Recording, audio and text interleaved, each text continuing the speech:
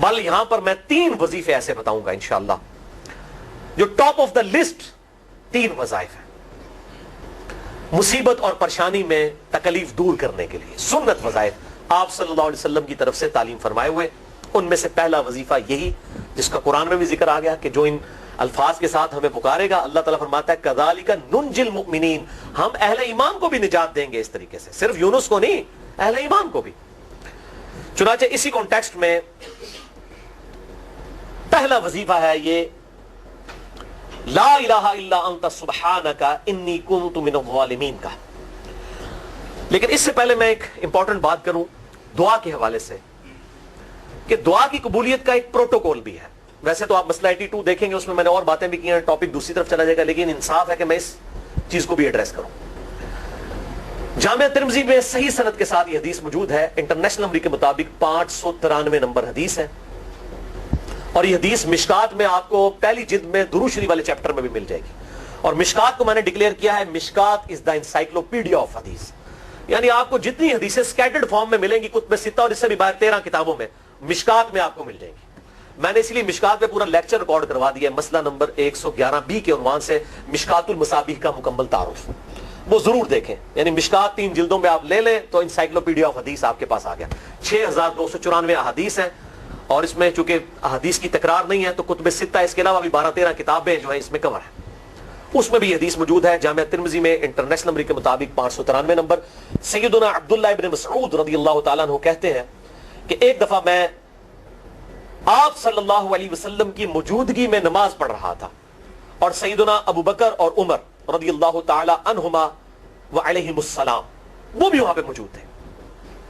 میں نماز کے جب یعنی کہ تشہد میں بیٹھا، میں نے اللہ کی حمد کی، التحیات للہ والصلوات والطیبات، اس کے بعد درود پڑھا، اور اس کے بعد میں نے دعا مانگنا شروع کی تو آپ صلی اللہ علیہ وسلم نے ارشاد فرمایا سل تعطا، سل تعطا، مانگ تجھے دیا جائے گا، مانگ تجھے دیا جائے گا۔ یعنی جو درود شریف اور ذکر کے ذریعے متوجہ ہوتا ہے اللہ تعالیٰ اس کی دعا قبول کرتا ہے۔ اور پھر ابن مسعود ادھر ہی روایت کرتے ہیں، ساتھ ہی جامعہ ترمذی میں دوسری حدیث ہے صحیح سند کے ساتھ کہ ایک شخص آیا، اس نے جو ہے وہ نماز کے دوران حمد و درود کے بغیر ڈائریکٹ اللہ سے مانگنا شروع کر دیا۔ تو جب وہ فارغ ہوا آپ صلی اللہ علیہ وسلم نے اسے بلا کر کہا کہ سائل تو نے مانگنے میں جلدی کی، تجھے چاہیے کہ جب دعا مانگنے لگے پہلے اللہ کی حمد بیان کر، پھر مجھ پر درود پڑھ، اور پھر اللہ کی طرف متوجہ ہو۔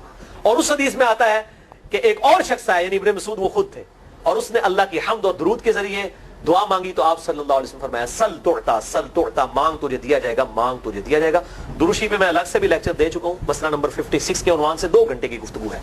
درود شریف کے صحیح فضائل اور صحیح احکام و مسائل بڑی ڈیٹیل کے ساتھ ہر اینگل سے درود شریف کے حوالے سے آپ کو وہ سمجھ لے کہ انسائکلوپیڈیا ہے وہ لیکچر، مسئلہ نمبر 56 اہلسنتپاک.com میں۔ تو دعا کے لیے حمد اور درود شریف ضروری، اس لیے دیکھیں نماز کی انٹلیکچوئل ترتیب ہے، آپ پہلے دعا کرتے ہیں التحیات للہ والصلوات والطیبات، اللہ کی حمد کرتے ہیں، پھر نبی صلی اللہ علیہ وسلم پر سلام عرض کرتے ہیں السلام علیکم ایھا النبی، اس کے بعد آپ درود پڑھتے ہیں، اور اینڈ پہ آپ دعا مانگتے ہیں اللہم انی اعوذ بک من عذاب جہنم ومن عذاب القبر ومن فتنة المحیا والممات ومن شر فتنة المسیح الدجال، یا اللہم ربنا آتنا فی الدنیا حسنة وفی الآخرة حسنة وقنا عذاب النار، یا رب اجعلنی مقیم الصلاة ومن ذریتی ربنا وتقبل دعائی ربنا اغفر لی ولوالدی وللمؤمنین یوم یقوم الحساب۔ کوئی بھی دعائیں مانگیں، یہ بھی مانگیں جو میں وظائف بتا رہا ہوں، کیونکہ بخاری اور مسلم کی متفق علیہ حدیث ہے۔ مشکات میں آپ کو تشہد والے چیپٹر میں حدیث مل جائے گی کہ نماز میں تشہد میں درود کے بعد جو چاہو اپنے رب سے مانگو، یعنی عربی میں مانگنا ہوگا، دعائیں مانگے، دعائیں معصورہ کتاب و سنت میں جتنی ہیں وہ مانگے، اس کے علاوہ بھی مانگ سکتے ہیں اگر الفاظ درست ہوں لیکن عربی زبان میں۔ تو یہ پہلا وظیفہ جامعہ ترمذی میں انٹرنیشنل نمبر کے مطابق 3505، مشکات میں 2292 نمبر یہ حدیث ہے، اور قرآن حکیم میں تو ہم پڑھ چکے ہیں سورۃ الانبیاء آیت نمبر 87 اور 88 میں آپ صلی اللہ علیہ وسلم نے ارشاد فرمایا کہ یونس علیہ السلام نے مچھلی کے پیٹ میں اپنے رب کو ان الفاظ کے ساتھ پکارا تھا لا الہ الا انت سبحانک انی کنت من الظالمین، اور پھر آپ صلی اللہ علیہ وسلم نے فرمایا کہ جو کوئی شخص اپنے کسی بھی معاملے میں کسی بھی پریشانی میں اس دعا کے ذریعے اللہ کی طرف متوجہ ہو، اللہ تعالیٰ اس کی دعا کو قبول فرما لیتا ہے۔ اور قرآن میں بھی آ گیا نا کذالک ننجی المؤمنین، اور کتنا بڑا فتویٰ آیا میرے بھائیوں سورہ الصافات 143 144 فلولا انہ کان من المسبحین، اگر یونس ہمیں ان الفاظ میں ہماری تسبیح نہ کرتا لبث فی بطنہ الی یوم یبعثون، تو مچھلی کے پیٹ میں قیامت تک مچھلی کے پیٹ میں رہتا اگر اس طرح نہ ہمیں پکارتا، اس کی قبر مچھلی کا پیٹ بن جاتی. یعنی یہ اتنا عطاب، اور وہ دور ہو گیا اس دعا سے، بہت بڑے اسماء اعظم میں سے. تو یہ بہترین دعا، بہترین وظیفہ، اسماء اعظم میں سے بہترین چیز، اور سب سے بڑھ کر جو میں نے بات کی کہ بہترین استغفار، اللہ سے توبہ مانگنے کا بہترین ذریعہ.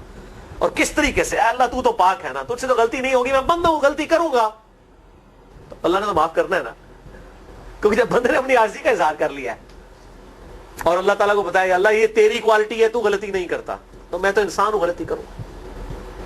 تو یہ ہے پہلا وظیفہ. دوسرا وظیفہ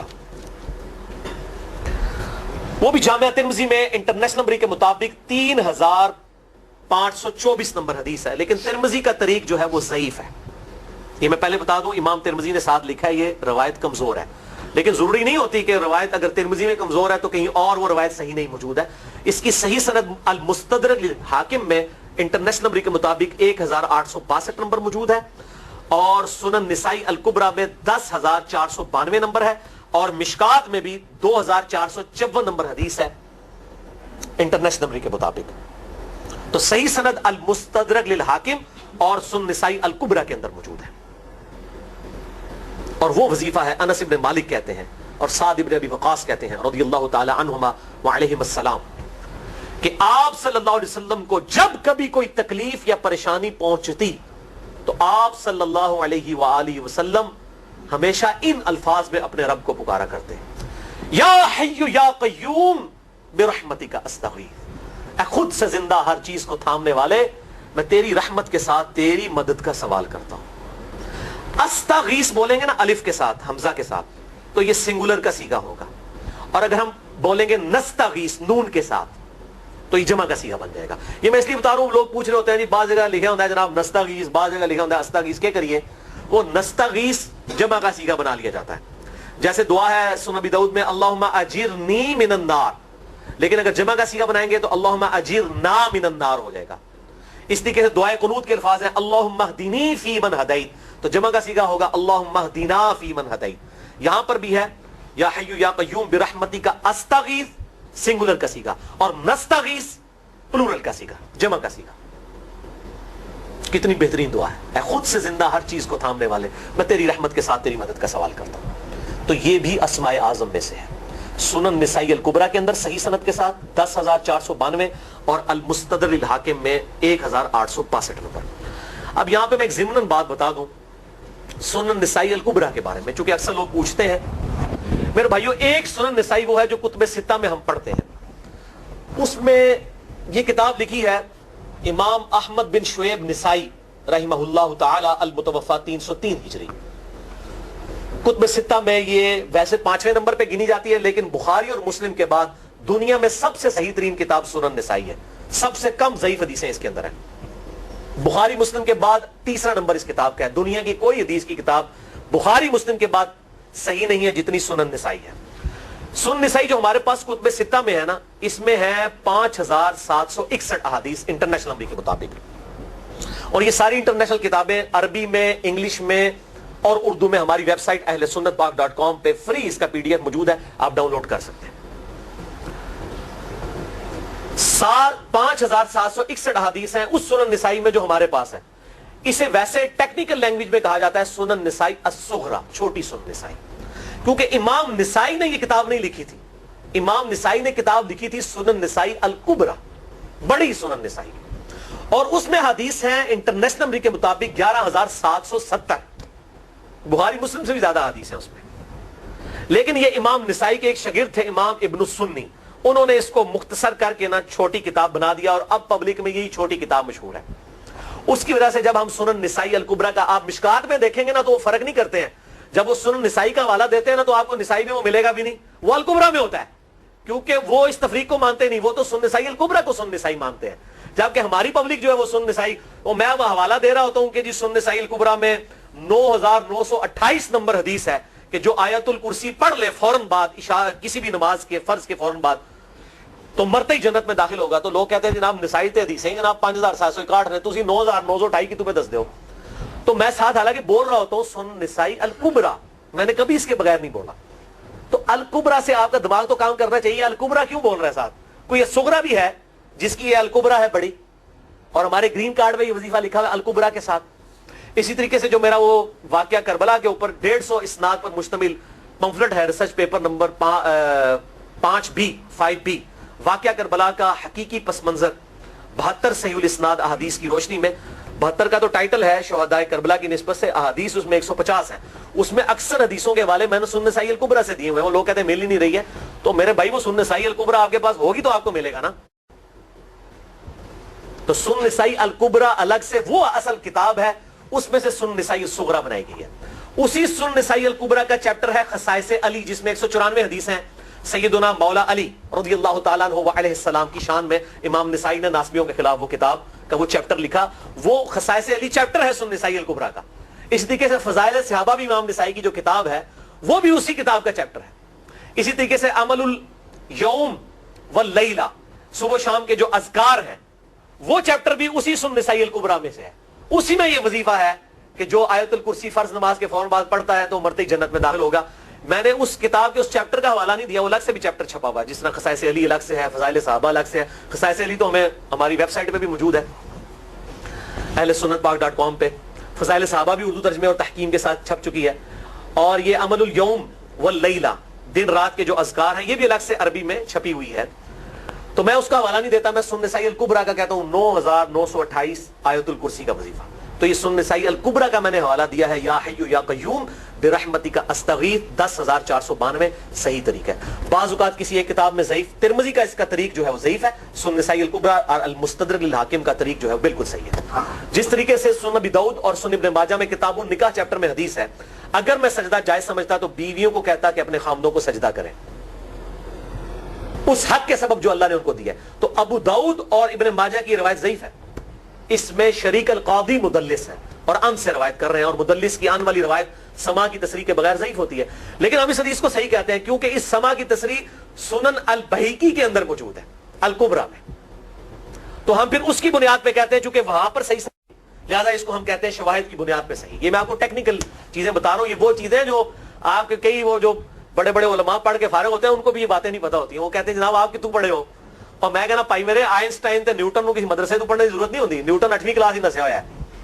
آج نیوٹن ہوتے PhD ہوتی فزکس تھی. مجھے غامدی صاحب کا جملہ یاد آیا, اس سے کسی نے پوچھا کہ یہ جو روایتی علماء ہیں اور مولانا مودودی آپ ان کو کیسے دیکھتے ہیں؟ ان کا روایتی علماء جو ہیں یہ تو مدرسوں کے سٹوڈنٹس اور فاروق التحصیل ڈگری ہولڈر ہیں, اور مودودی صاحب جو ہیں ان کی مثال تو آئنسٹائن اور نیوٹن والی ہے, ان کے اوپر PhDs ہوتی ہیں. یہ گاڈ گفٹڈ صلاحیتیں ہوتی ہیں. ان مدرسوں کی آؤٹ پٹ مودودی صاحب اور ڈاکٹر اسرار, ڈاکٹر ذاکر نائک اور احمد دیدار صاحب تو نہیں ہو سکتے. یہ گاڈ گفٹڈ صلاحیتیں ہوتی ہیں. تو میں اس لیے ساتھ ساتھ کلیئر کر رہا ہوں تاکہ یہ جو ایمبیگوٹیز آتی ہیں اس حوالے سے وہ کلیئر ہو جائے. بہرحال یہ دوسرا وظیفہ ہو گیا. اب تیسرا وظیفہ جو ہے کمال وظیفہ, صحیح بخاری میں موجود ہے انٹرنیشنل نمبر کے مطابق 4563 نمبر. ابن عباس رضی اللہ تعالی عنہما کہتے ہیں وعلیہم السلام, وہ کہتے ہیں کہ سیدنا ابراہیم علیہ السلام کو جب آگ میں پھینک رہے تھے نا, تو ابراہیم علیہ السلام نے اس وقت کہا تھا حسبنا اللہ ونعم الوکیل, ہم نے اللہ ہی پر بھروسہ کیا اور وہی بہتر کارساز ہے. اور تمہارے نبی صلی اللہ علیہ وسلم کو بھی جب مصیبت اور پریشانی آتی تھی وہ بھی پڑھا کرتے تھے حسبنا اللہ ونعم الوکیل, ہم نے اللہ ہی پر بھروسہ کیا اور وہی بہتر کارساز ہے. اس کے ساتھ وہ شعر جو بنا دیا نا, نعم المولا و نعم النصیر, ویسے الگ سے آیت ہے, الگ سے آیت ہے, لیکن یہ شعر نہیں بنانا, بس اتنا ہی وظیفہ ہے حسبنا اللہ و نعم الوکیل. اور یہ جو انہوں نے کہا کہ نبی صلی اللہ علیہ وسلم بھی یہ کہتے تھے, اس کا ذکر الحمدللہ قرآن میں بھی موجود ہے, اس سے بھی بڑھ کر سورہ آل عمران کی 173 نمبر آیت میں ہے کہ جب نبی صلی اللہ علیہ وسلم اور اہل ایمان کو یہ خبر پہنچی کہ کافر ان کے خلاف سازشیں کر رہے ہیں, تو نبی اور اہل ایمان نے پکارا حسبنا اللہ و نعم الوکیل. تو حسبنا اللہ و نعم الوکیل قرآن کی آیت بھی ہے, اور یہ ہے وہ آیت, وظیفہ قرآن میں آیا ہوا ہے. یہ آل عمران 173 اور صحیح بخاری 4563. اور مجھے بڑا وجد آیا کہ ابراہیم علیہ السلام کو جب آگ میں پھینکنے لگے تھے انہوں نے اس وقت اللہ کو ان الفاظ کے ساتھ پکارا حسبنا اللہ و نعم الوکیل. اچھا, یہ جتنے بھی وظیفے ہیں نا میرے بھائیوں, ان کا فائدہ اسی وقت ہے جب آپ کو ترجمہ بھی ان کا آتا ہوگا, ورنہ آپ روزانہ جتنی مرضی تسبیح کھینچتے رہے کوئی فرق نہیں پڑے گا. اس لیے میرا ایک پرسنل مشورہ ہے کہ جب بھی یہ وظیفے پڑھے نا آپ, اردو ترجمہ بے شک آتا بھی ہو رہا ہے, ایک دفعہ اپنی زبان میں اس کو ریپیٹ کریں. یعنی آپ پڑھیں حسبنا اللہ و نعم الوکیل، میں نے اللہ ہی پر بھروسہ کیا اور وہی بہتر کارساز ہے۔ آپ دیکھیں یہ صوت القرآن چینل میں جب وہ عربی چل رہی ہوتی ہے، جیسے ہی وہ مراج الدین خان کا ترجمہ شروع ہوتا ہے نا، کیسے کب کبھی تاری ہو جاتی ہے، وہ ہماری زبان میں بات ہو رہی ہوتی ہے نا، ابھی تو نہیں قیام اللیل میں رو رہے ہوتے، ان کی زبان میں بات ہو رہی ہوتی ہے، اپنی زبان کا اثر ہوتا ہے۔ اسی طریقے سے آپ لا الہ الا انت سبحانک انی کنت من الظالمین، یا حسبنا اللہ و نعم الوکیل، یا حی یا قیوم برحمتک استغیث، جو بھی وظیفے پڑھیں نا، ایک دفعہ ان وظیفوں کو جب آپ الگ سے دعا مانگ رہے ہوں، اس وقت اس کو آپ اپنی زبان میں بھی دہرائیں، اور اس کے لیے کوئی تسبیح نہیں کھینچنے کی ضرورت کہ آپ نے اتنے 100 دفعہ پڑھنا ہے، تسبیح تو ویسے ٹھیک ہے وہ آپ استعمال کر سکتے ہیں، لیکن آپ چلتے پھرتے اٹھتے بیٹھتے ہر وقت جس حالت میں بھی، اور صحیح مسلم میں حدیث ہے کہ یہ جو وظائف ہیں ان کے لیے تو کوئی وضو بھی کیا غسل بھی پروٹوکول نہیں ہے۔ ام عائشہ کہتی ہیں نبی صلی اللہ علیہ وسلم حالت جنابت میں بھی اللہ کو یاد کر لیا کرتے تھے، صحیح مسلم میں حدیث موجود ہے، جنابت والے چیپٹر میں ہر حال میں اللہ کو یاد کرتے تھے۔ اور جو قرآن میں بھی دعائیں یا اذکار آئی ہیں نا، جب آپ حالت جنابت میں بھی اس کو کریں گے نا تو اس پہ قرآن کا حکم نہیں لگے گا۔ جامعہ ترمذی اور ابو داؤد میں جو حدیث ہے کہ حضرت علی کہتے ہیں نبی صلی اللہ علیہ وسلم کو حالت جنابت کے علاوہ کوئی اور حالت قرآن پڑھنے سے مانے نہیں ہوتی تھی، تو اس سے مراد قرآن کی تلاوت ہے۔ اگر قرآن کی دعائیں جیسے ہیں بسم اللہ الرحمن الرحیم، یہ بھی تو قرآن ہے، سبحان اللہ بھی تو قرآن ہے، الحمدللہ بھی تو، یہ اذکار جو ہے نا، جب آپ اذکار کی نیت سے پڑھو گے پھر یہ قرآن نہیں شمار ہوں گے، ذکر شمار ہوں گے، اور اس کے لیے نہ وضو پروٹوکول ہے اور نہ غسل کا ہونا ضروری ہے، ہر حال میں اللہ کو یاد کریں۔ تو یونس علیہ السلام نے کتنے یاد کیتا ہے؟ پھر ظلمات، مچھلی کے پیٹ میں، جہاں نہ کوئی اگربتی تھی اور تعفن پھیلا ہوا تھا اور اندھیرا ہی اندھیرا تھا، یہاں پہ وہ جناب کس طرح وہ روشن کرتے ہیں، پھر 1.25 لاکھ دفعہ پڑھواتے ہیں۔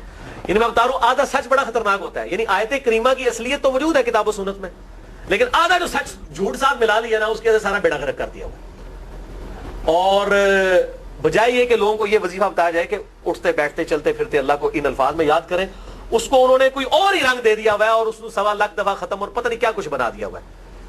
تو یہ 3 وظائف تھے بڑے اہم اس حوالے سے، اور میں نے اس کو ضروری سمجھا کہ میں یہ ضرور بتا دوں تاکہ لوگ اس پہ ایجوکیٹ ہوں، ان وظائف کو کریں۔